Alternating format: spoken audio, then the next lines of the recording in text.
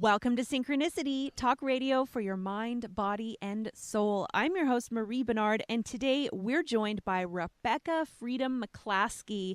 She is a counselor, an author, and a breakup specialist whose private practice focuses on helping clients get what they want out of life and love. And this journey seems to have started with her own breakup, and she developed a way to get through it. So we're going to talk all about her book, Breakup Rehab, Creating the Love You Want. Welcome to the show, Rebekah. Hello. Hi. So, you have developed basically like 12 steps, almost like AA. 12 steps of getting through and rehabbing from a breakup. So can you tell us a little bit about how you came to write this book? Well, failed relationships mostly. Yeah. Yeah. It's everything everything in life builds on itself. So, I'm one of the many people who had a bumpy childhood and learned a lot of crappy patterns from my parents. And then life went on and I started dating and getting in relationships that would like never last. They were always just like, one and dones, or there's a whole phase called college where I was just sleeping around because it seemed like the thing to do. And then a series of events happened in my life. My dad passed away when I was 20 and my mom when I was 27. And I was really like, I got to figure out what I'm going to do. So I went to college. I got my master's in counseling. And then I ended up getting a job in the field of addictions. And that's when I was inspired. It was like this mix of working in the field of addictions and going through yet another breakup where I was like, why isn't there 12 steps for breakup? And then I was like, screw it, I'm just going to write it. So that's Awesome. how the book came to be. So working as an addictions counselor, what are some of I'm imagining you saw some pretty glaring similarities between substance addiction and love or relationship problems? What were some of the things that you noticed? Yeah, I mean, the core, the first thing about AA, the first step is I'm powerless over my addiction. And when I was first learning that step, I thought, God, that just seems like really counterintuitive. Why would you say you're powerless over something? You want to be powerful over something. But then you just realize that no matter what the addiction is, we're trying to fill a void. There's a sense of incompleteness, wrongness of who we are. We don't belong here on this earth. There's just and so we reach for something, whether it's romantic love that will save us, or a drink that will make us feel better, or stronger drugs, whatever it is. The core of addiction is we're trying to anesthetize the pain. And so when we get into relationships, that, I mean, part of being human is we're a social species. We are healthier when we have some kind of primary attachment relationship. So what's the difference between using that in a healthy way and using that to fill a void? I'm like at 37, like I'm just now learning that. I'm just now learning that. So two primary components of the difference between an unhealthy, like codependent relationship and a relationship that's really a secure attachment that's supportive is how you approach the relationship, I think, is really huge. When you are when you're interested in somebody almost like as a friend first, and you're willing to take the time to learn about them and really like get to know them, develop, go spend time with them without ever being physical, without ever like, and this is going to sound really old school. And a lot of people are going to be like, that's not being sexually expressive, whatever. Hello, polyamorous community. And, so I think the way that you get into a relationship really says a lot about your foundation. It's slow. Slow is the new fast if you want a relationship that lasts. I just made that up. I like Copyright it. 2017. So yeah, slow and move fast if you want a relationship to last, because I have done the field work, and I have discovered when you just jump into bed with somebody and then try to be like, let's build a relationship on this, it never works. Never works. So really, if you're using sex as intimacy instead of building intimacy that leads to a greater sex life, that's a huge clue on what's going to be healthy versus what's going to be dysfunctional. Thank you. I am curious because I have a similar background of childhood. Both of my parents have passed on, and I was quite young and grew up in foster care. There was a lot of drama going on, and so consequently I've had to go through this process of toxic relationships as well. I'm in a very healthy relationship now, but I also feel like I'm not sure if this is going to be, if it's going to lead to marriage. And that's okay. You know, we are where we are right now, but I don't want to be hanging on, like, because it's so healthy, I'm almost using that as a justification to stay. Because I don't have someone to hold me when I need to be held other than him. So, but I don't want to cling on to that only for that. You know, I should get a cat if that's what I need, right? So how do you balance that? Or maybe you're still figuring it out too. Well, I want to just like invite everybody to take a breath here, because we're all figuring this out as we go along. Like Codependence Anonymous, really one of the things they emphasize is progress over perfection. We're just going to learn as we go. You know, we can't have the answer before the answer shows up. There's just a timing to everything. And to the second part of, like, you know, he's the person who holds you. I want to say in a broad sense, there are absolutely people that are orphaned, that do not have a mother or father or like a primary care thing. And the other part of it is, I feel in some way, we all feel a little bit orphaned because of the way that our society is set up. That it's like people are constantly separating. Like, one family member lives on the other side of the country instead of, like, you know, all keeping the family unit like together, or you have friends, but you only talk maybe once or twice a month or something like that, where it's like life has just become so busy that we're like, who's here to hold me? Yeah. No one. Me. So I hear you. As far as making that decision, it's just just coming to life with a curiosity. And I recently reread my chapter on approach, you know, life with, like, surrender your judgments and open yourself to compassion. And that's how we really get to make those wise choices in our lives. Surrender judgment and be more compassionate.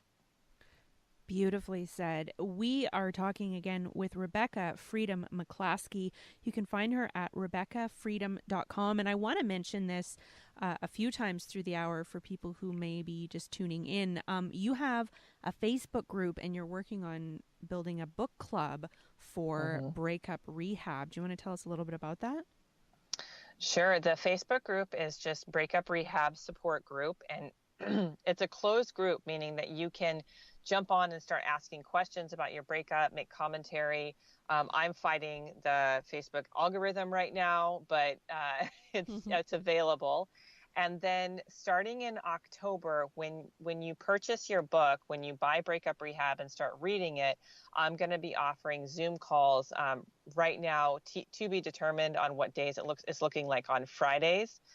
Friday evenings, we'll jump on for an hour and do Q&A, just go over what's happening in your life, how the book's impacting you, and go from there. So all of that's going to be available sooner than later. And the Breakup Rehab support group is available right now.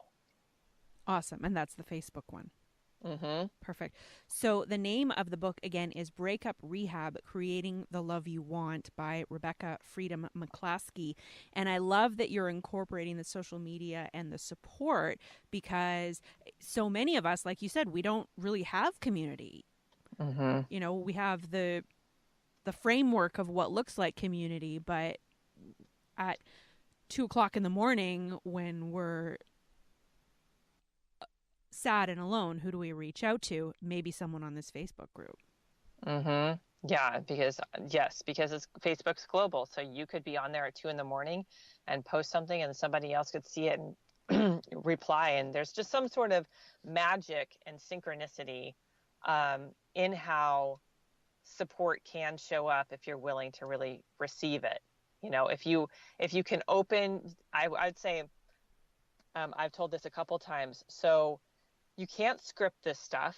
I got broken up with like a little over a month ago. Oh my gosh. August 4th to be exact.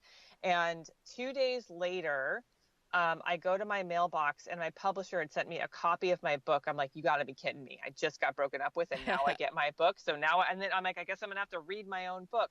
So I read I'm like back in it, reading my own book, which I was like, this is really going to work. This is legit stuff. And then I tried to sort of like work it out with this person, but we just discovered we're in totally different places. And then he sort of broke up with me again, but even meaner the next time. And I said, listen, then I can't talk to you for a while. And then the next day he texts me a picture of my book and goes, can't wait to read it. Oh my goodness. I'm very upset with this person. Yeah, but the plot twist, and this is all going to tie together. The plot twists don't stop because the person, Dan, who I wrote about in the book, who is like it was the most apocalyptic breakup I ever went through because I just fell in love with him so hard, and I was just like 34 and still in a place where I was like, I want to have kids and all of that. And so now, 5 years later, after several years of not talking to each other, Dan is sending me inspirational quotes and saying, it's okay, get back out there. Joe wasn't your guy. Like my ex-boyfriend is supporting me to get over my last ex-boyfriend. So the reason I share all of that is to say that if you can open your eyes and see the person you were dating is not the only good in your life, and that Spirit and God wants to support you through many avenues, then be open to that. And one of the places I'm creating for people to really receive an abundance of support and the abundance of caring is the Breakup Rehab support group. That's my story. I'm sticking to it. Awesome. Yeah. Well, it's interesting how exes can become friends down the road, but there's that period where, especially if there's some kind of love addiction or codependency going on, where, it's, if this person has been a huge part of your life, it's hard to go without them. Mm-hmm. I mean, even for someone who doesn't have any attachment issues or anything, it's not easy for anyone to go through a breakup, whether you're the dumper or the dumpy or whatever. But yes, it's horrendous. But then if we're looking for support from the person who we're missing, it just never works out. So it's so interesting to be like living the unfolding, the unraveling of a relationship, and then also to be going back through my book and just being like the realizations I'm having now. Yes. So to the point when you go back and try to get support from the person that you left or the relationship is dissolving, it's impossible to move forward when the past is still weighing on you so heavily. And one of the things that's currently been happening for me is I just realized that I came to my last relationship with a lot of judgments. Now, granted, I was trying to protect myself.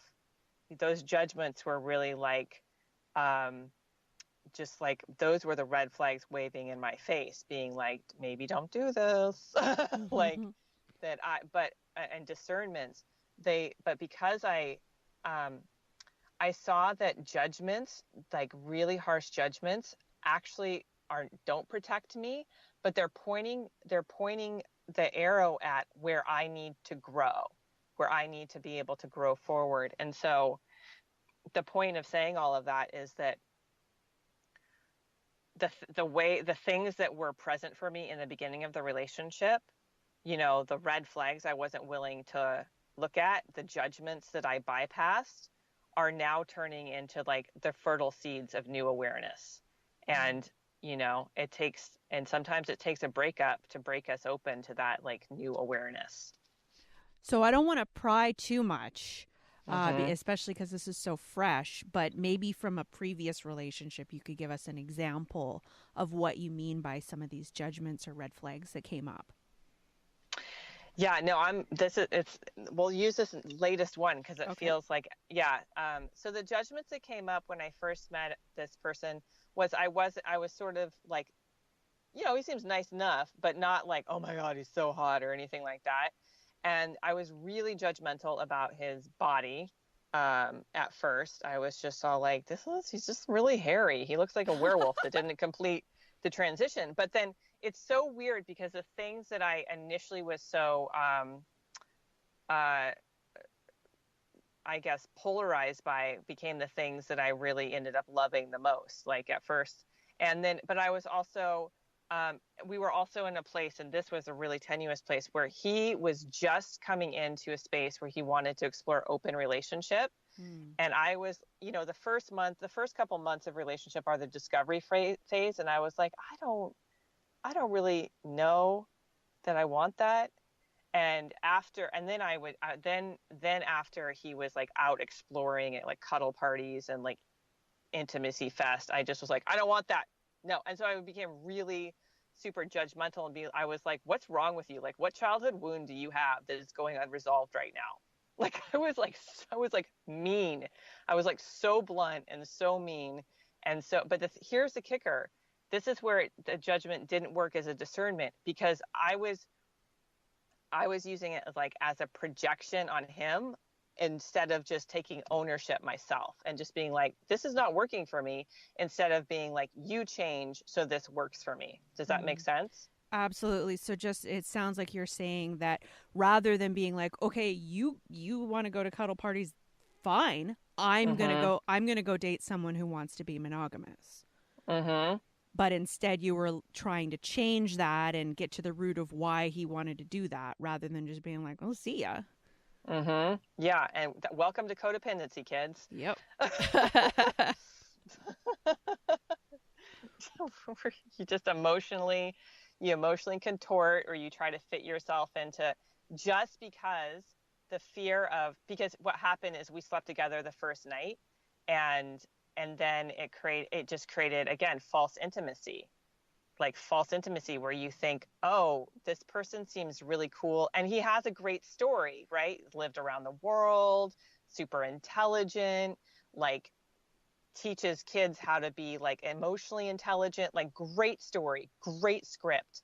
But at the core of it, it doesn't work. And that's why I developed 12 steps, because at any given point, whether in a relationship or out of a relationship, you're going to encounter the things that I wrote about in the book. You're going to encounter having to forgive and let go. You're going to have to encounter trusting yourself. You're going to have to encounter like forgiveness. You're going to have to encounter like being humble and having gratitude.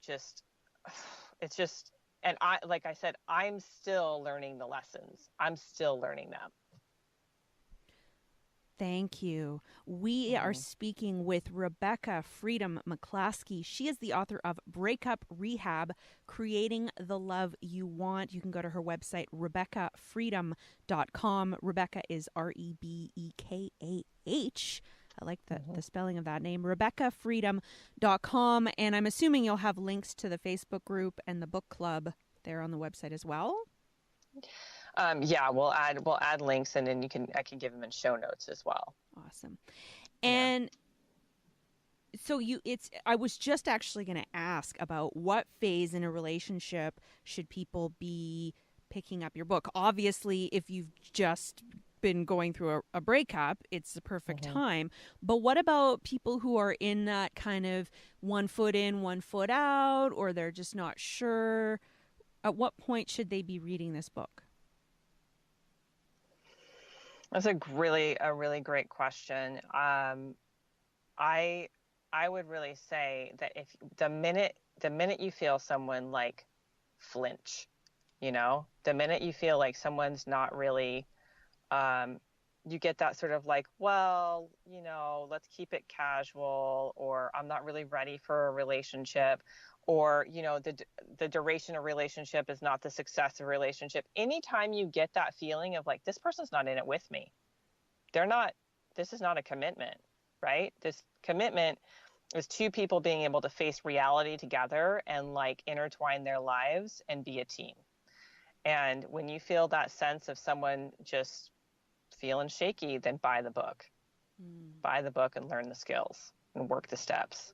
Thank you. And even because I went through a pretty bad breakup a few years ago where the relationship was only a couple of months or a couple months long, but he was one of these. He was looking, Alison Armstrong, I don't know if you're familiar with her work, but she would say he was on the hunt for a wife. He met me and right away he was like, "Oh, is she my wife?" And so we jumped into a relationship and he was talking about the future, talking about moving me into his house and everything, and I was even like, "Whoa, this is a little fast."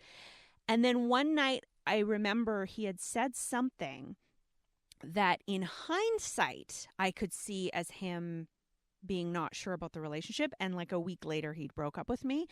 But at the time I didn't see it.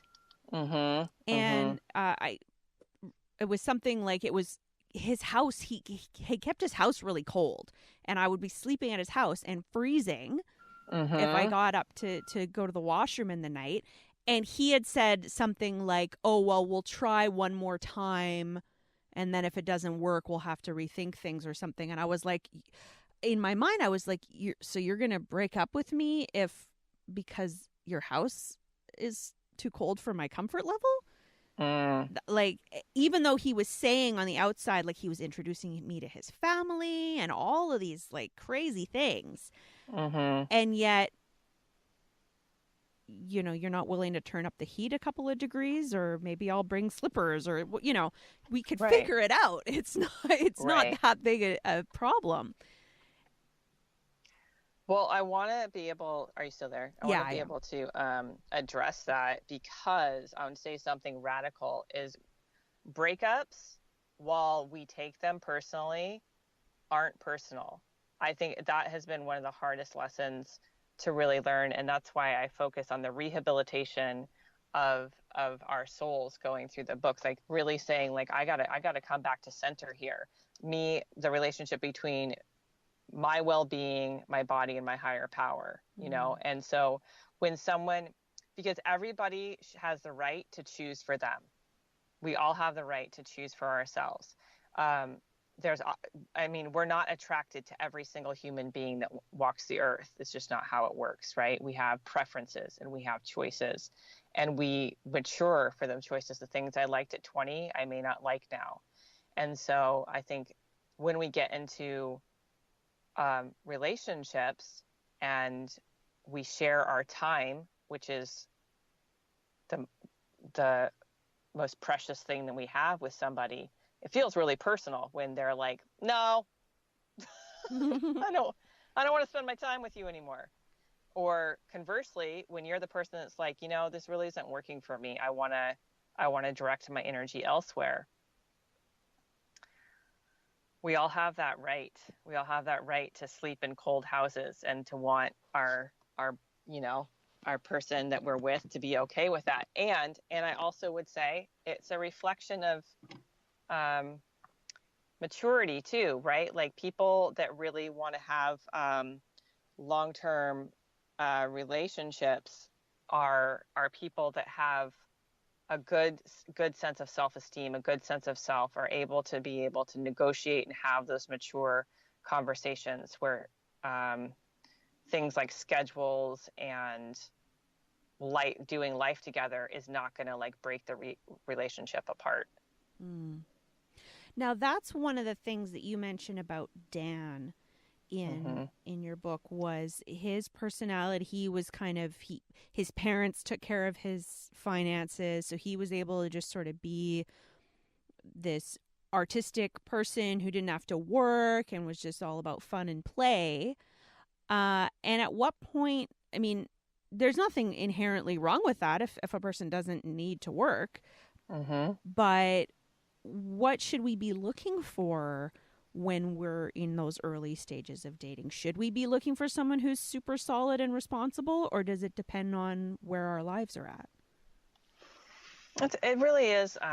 Again, just like getting into relationships is a total preference, whatever you like the most. Sometimes my mouth stops working.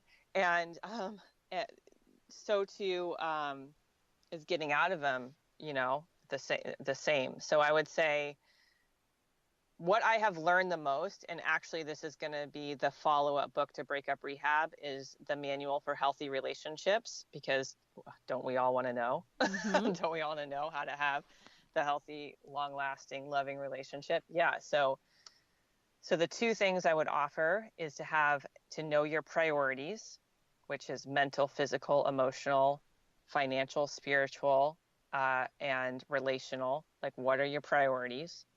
And your values, like at the heart. Like, so for instance, I talked to this guy who does crime cleanup. That's his job. And I was like, I could never be married to somebody who came home and was like, oh, killed up like a murder-suicide today. No, I don't want that conversation in my sphere, right? So you need to talk to people about like what their mindset is, and this is why I offer date somebody for 2 months before ever sleeping with them. No matter what age you're at, if you're going to spend your life with that person, then 2 months is nothing, right? It's nothing. Why should they get your heart and your body and your checking account and access to all the goods without going through that 2 month time period of like, you go on a couple dates, you can talk to each other a day, text or whatever, and build that bond. But before you go all the way, like, take time to actually go slow into the relationship. And then at that 2 month marker, you both can be like, do we want to be exclusive with each other, or what arrangement do we want to have? In that 2 month period, it's fine to be dating other people. Mm-hmm. It's fine.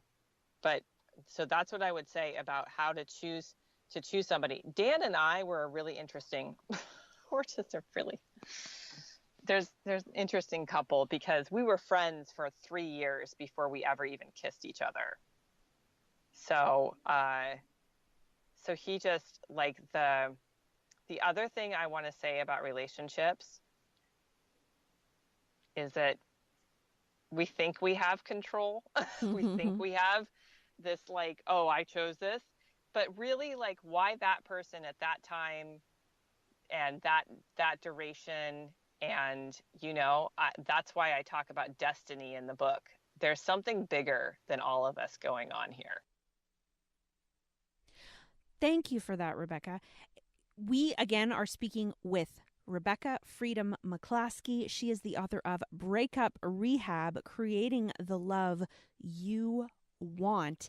And with regards to destiny or the bigger picture, so many times when there's a breakup, it feels like a failure, and especially if it's been a longer relationship that ends, then it feels like, oh, that time has been wasted now. So how do you kind of work your way around seeing the value in in that growth? Because hopefully every relationship is a source of growth. So I had a radical epiphany the other day, because, they say when you break up with somebody, they take a part of you with them, right? You're just like, you took a part of my heart, or they occupy your heart. They just stay there. Like, Dan and I are now friends. Like, we can talk to each other, like I recently said, and they become family to some degree. Or after the breakup, they occupy your mind obsessively, especially because of social media. Thanks, Facebook. Yeah. Where you're like, what are they doing now? How about now? Oh my God, there was somebody else. No. Like, so to your point about the bigger picture, I think that's what you asked. Yeah. I love it when I just go on tangents and then destiny. forget. Yeah. To the bigger field of things is to say that, to come back to that healthy place of that God can dream a bigger dream for your life than you can. When we feel like a failure, and I think this is the hardest place, when you get a lesson instead of what you actually wanted, right? You get a lesson where you're like, oh, great, now I have to learn something new instead of just being like, I got the person I wanted. So here's what I'm learning is that feeling of failure, that feeling of like, I don't measure up, no matter what I do, no one's going to love me. I'm not enough. I'm too much. If you're a woman, I intimidate men. If you're a man, you're just all like, I guess I'm just not, I don't measure up. Whatever the lie is that's sitting there, that's like eating your soul. What's actually happening is there's a clearing away that happens, because this last relationship has brought me to such an acute awareness that I am a competitive person, and it's not a cute trait. It's not sweet or nice. It's something that is coming from a deep insecurity inside of me that still wants to grow up and mature and say, like, there's enough for all of us. There's abundance for everybody. Like, I have been appointed and called according to a purpose, and I can mature and grow into that purpose. So what I'm saying is that the failure of you, the wrongness of you, is the strongness of you. The things that are falling apart need to be let go of so that new life can spring forward. New life can come forward so that you can actually live that calling, live that destiny. And I love what Bishop Jakes, who I listen to all the time, says. He was like, if someone walks away from you, let them walk. Let them walk, because they're not tied to your destiny. They are now a part of your history. It's hard. It's hard, though. These are all nice and fluffy, like, go get 'em tiger kind of things. But it's painful. I know that I've lost my appetite. I have had panic attacks. I've definitely lost sleep over this type of thing. And that, I would say, to everybody who feels like a failure, or like they're going to have to settle, or like they're bored in the relationship, like pain, like anxiety, depression, confusion, these are growing pains. These are spiritual growing pains. Oh, there's so much there, that there's so many different directions that we could take this conversation. First of all, I wish I lost my appetite when I went through a breakup. I'm the opposite. I was like, I want to eat all of the food that ever was, all today. And then I feel worse about myself, and then I'm heavier and lethargic and blah, blah, blah, blah, blah. But when we go through this breakup, so there's this one feeling of like, oh, I'm a failure. I'm not good enough. This is why I keep, nothing ever works out for me. I mean, there's these scripts and these tapes that play over in all of our minds. To one degree or another. But then there's also that idea, okay, where's the lesson in this? And how can I grow from this? But I feel like there's a middle ground, because sometimes if you don't let yourself feel the hurt, and you just jump to, okay, what do I got to do to get over this and be stronger? That's great. But then it can also be another way of avoiding the feelings. I love Danielle Laporte's like one of my superheroes, and she, like, the self-help slump, basically the self-help dredge that we do, or self-development. Now, it's great. Like, we all need to continue to grow. It really invigorates us. But when we're doing it as almost like I'll give a really simple example, a very simple example.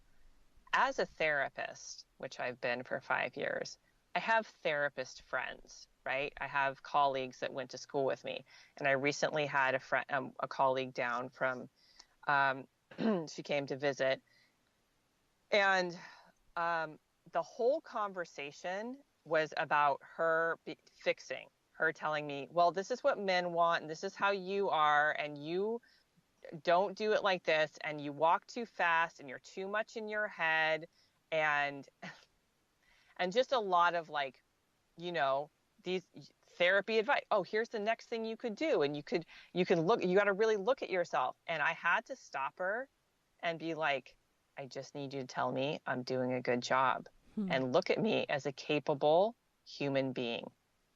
And I want to say to everybody who feels like their relationships don't last, that they're failing.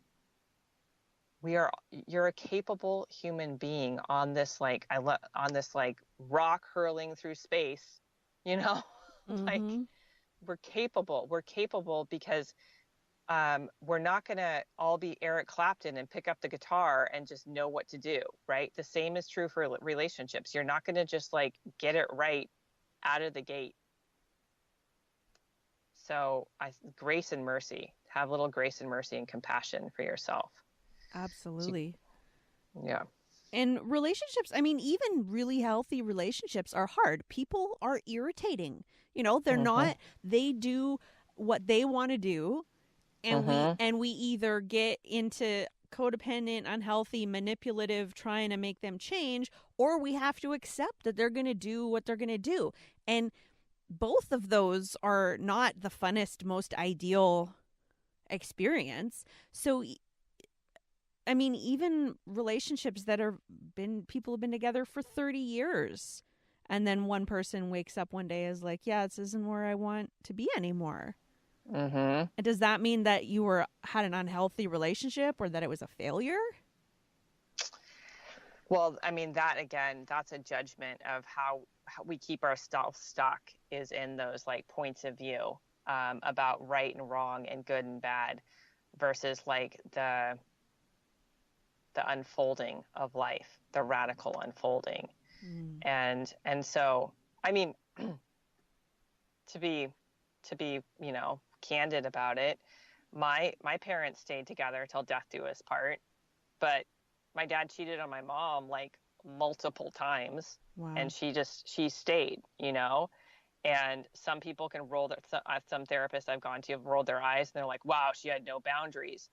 And other people look at her and she was like, she was a woman of God and she stuck to her vows, you know. And some people look at my dad and go, well, why was he so messed up and dysfunctional? And I was like, well, hurt people, broken hearts break hearts. And so the measure of success for me was that they had me. No, I'm just kidding. Yeah, exactly. You're welcome. I'm carrying on the legacy. No, the measure of success is that, you know, my dad contributed to society, and my parents collectively created more than they could have apart. And they raised kids for me in the spiritual tradition, and they were human. This is the best they could do, you know. To everybody's parents who are getting blamed for our current relationships, we get it. You did the best you can do. So there's a moment in life. There is a moment in life. It can happen in early adolescence. It can happen later in life. Some people don't catch it until they're in their 60s, where you take full responsibility for your life. Ain't no one going to rescue you. It's on your shoulders. Yeah. But not being rescued doesn't mean that you can't have help and support. Right. So it's a difference. There's the personal responsibility and seeking out avenues of healing and support. That's different than being like, oh, well, woe is me. It's everyone else's fault. It's his fault. It's my parents' fault. It's, you know. Yeah, playing the blame game. Well, so to that point, because I think so when you go through a breakup, there's your story will be unique to you. I have so many friends who, one of my girlfriends, she almost died. And that was the epiphany that woke her boyfriend up to being like, wow, I want to marry this person. Wow. Yeah. She had an ovary rupture on the toilet, and he found her, like, passed out. And then there was a healing that happened, and now they've got 2 kids. But, like, that was her script and her story. And I have my hairdresser, who she broke up with somebody 9 months later. They're back together again. Sometimes people come into your life for just a small period of time or a long period of time. Those are all supports. That's all support. Codependency, the label of codependency or unhealthy, has everything to do with, is your strategy that you're approaching life functional for you? Is it creating more? Are you being able to be more of yourself? more expressed, more alive, more curious, more compassionate, less judgmental, where your barriers are down and you're able to receive more of life and generate more of life. Cool. If that's not the case, that's what we're calling dysfunction. If you're getting in a relationship from a place of fear and being like, I can't say this, do this, be this, have this, want this, express this, because then this person will leave, that's when you're in the field of dysfunction, right? Mm-hmm. There's a difference between negotiating your boundaries and then all of a sudden finding out, wow, I'm more mature because of this. I have greater depth of insight. I have more intimacy. I have a greater sense of self. I'm growing into more of who I am because I'm surrendering. This is also part of it. I'm surrendering the old parts of me that don't fit this anymore because I'm an evolving human being. I don't have to stay stuck with what my old points of view were. I have a right to change and grow. And as the saying in Shawshank is either grow or die. Grow. And that's what you see. You see in relationships that are dysfunctional, people start dying off and they come out of it and they go, wow, I really lost myself in that relationship. Whew. Thank you.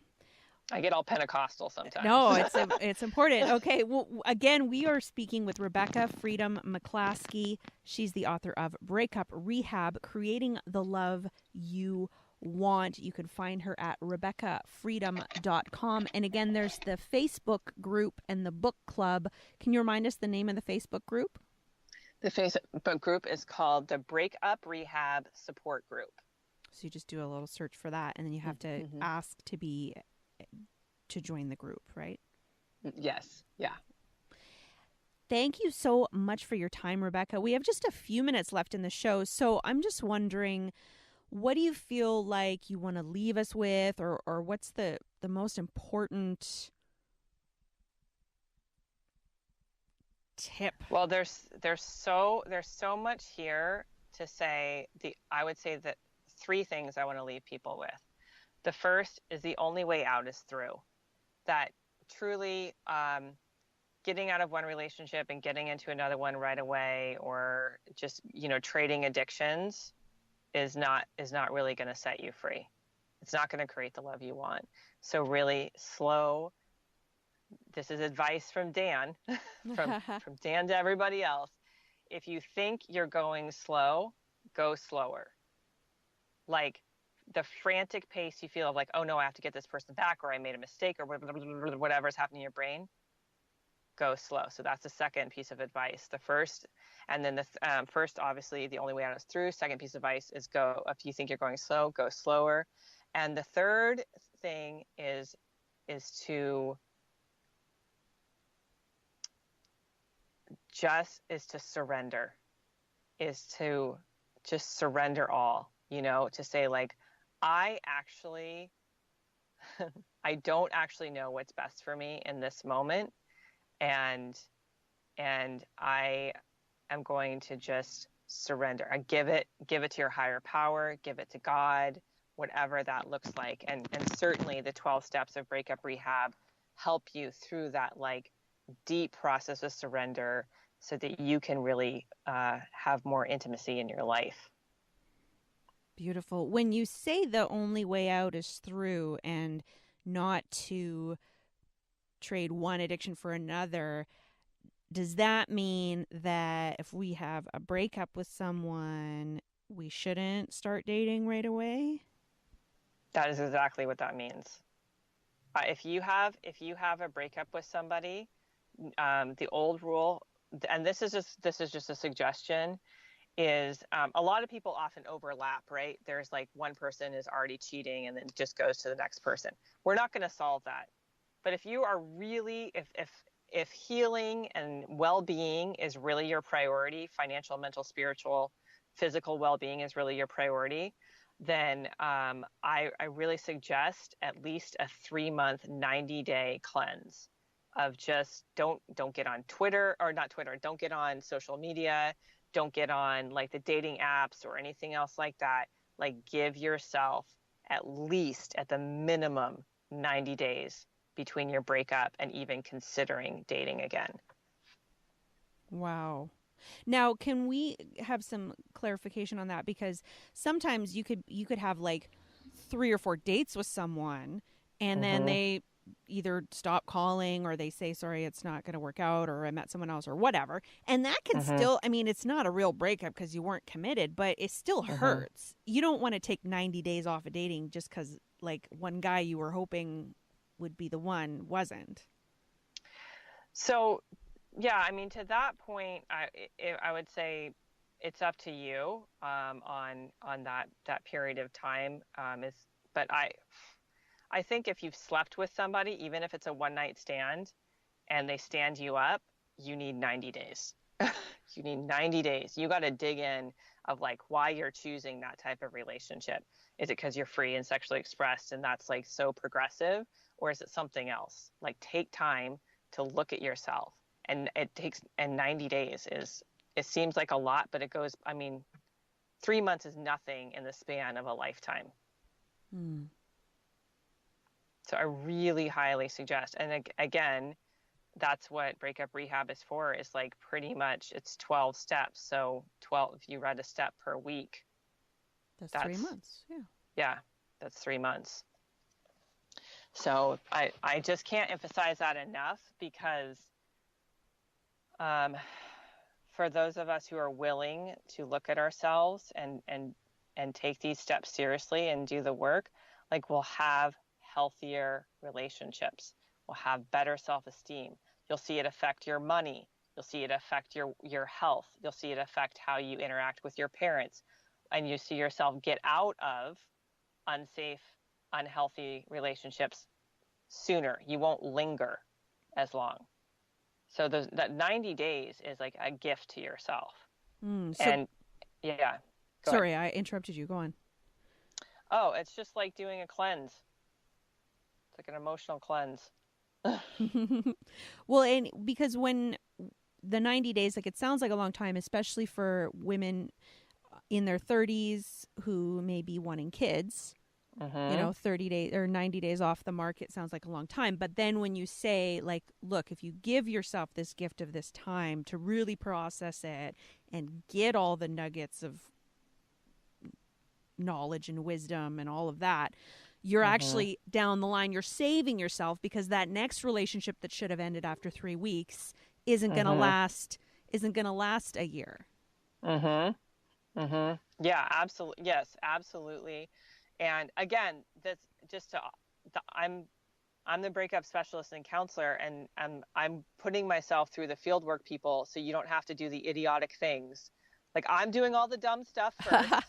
I'm field testing it so that that we to really offer this, like this isn't just like my grandmother's advice. This is literally living it, learning it, and saying um it is a short term like absolute, it might feel like hell and such like, but it's an investment that will just pay off dividends the rest of your life. And if you go in, if you date after a week after a breakup, you meet someone who potentially could be the one, and you're this gaping wound.